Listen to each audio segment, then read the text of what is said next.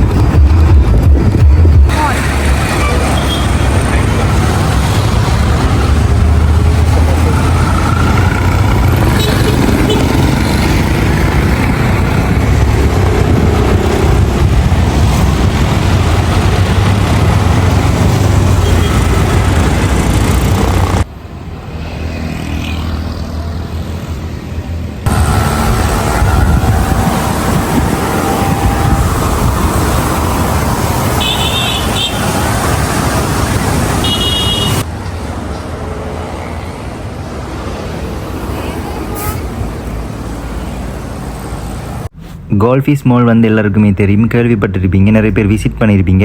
So ஏற்கனவே நான் கோல்ஃபீஸ் மாலில் வீடியோவும் போட்டிருக்கிறேன். இதுதான் அதுக்கு முன்னாடி நிற்கிறேன். ஸோ உள்ளுக்குள்ளே போயிட்டு பார்க்கலாம் அது எப்படி இருக்குதுண்டு. எல்லா இடத்தையும் மூவாண்டா போய் தெளிவாக காட்டுறதுக்கு எனக்கு டைம் இல்லை. ஸோ நான் போகிற சில இடங்களை உங்களுக்கு நான் அதை வீடியோவில் காண்பிக்கிறேன். நீங்கள் பாருங்கள். இந்த மாலுக்கு விசிட் பண்ணவங்க கட்டாயம் கமெண்ட் பாக்ஸில் போடுங்க யார் யாருன்னு சொல்லி. ஸோ ரொம்பவும் இன்ட்ரெஸ்டிங்கான ஒரு பிளேஸு.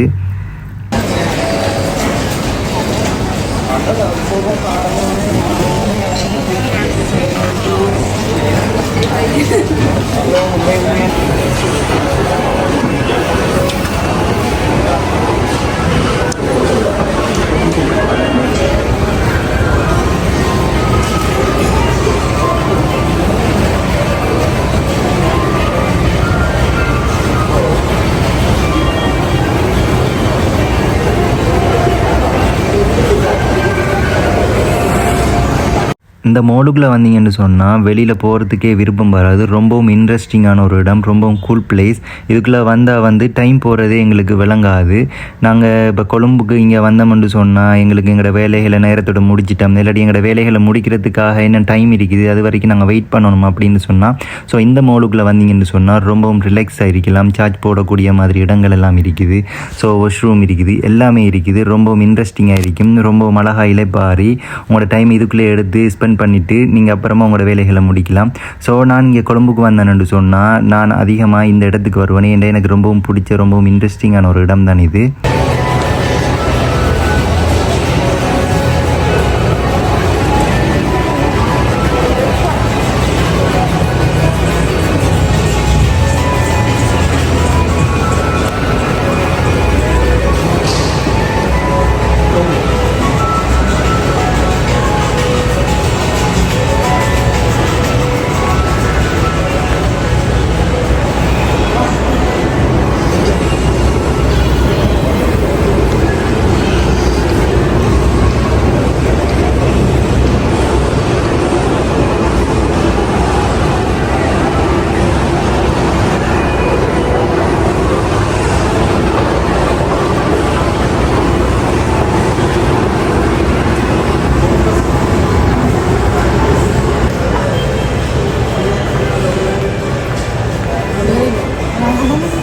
இந்த கோல்ஃபீஸ் மாலுக்குள்ளே வந்து விசிட் பண்ணவங்க நிறைய பேர் இருப்பீங்க. இந்த வீடியோ பார்க்குறவங்களில் யார் யார் விசிட் பண்ணீங்கன்னு கட்டாயம் கமெண்ட் பாக்ஸில் போட்டுருங்க. உங்களோட எக்ஸ்பீரியன்ஸ் எப்படி இருந்ததுண்டு.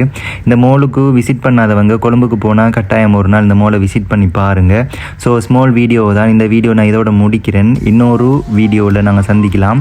அடுத்த வீடியோவில் நான் உங்களுக்கு கோல்ஃபீஸை வந்து சுற்றி காண்பிக்கிறேன்.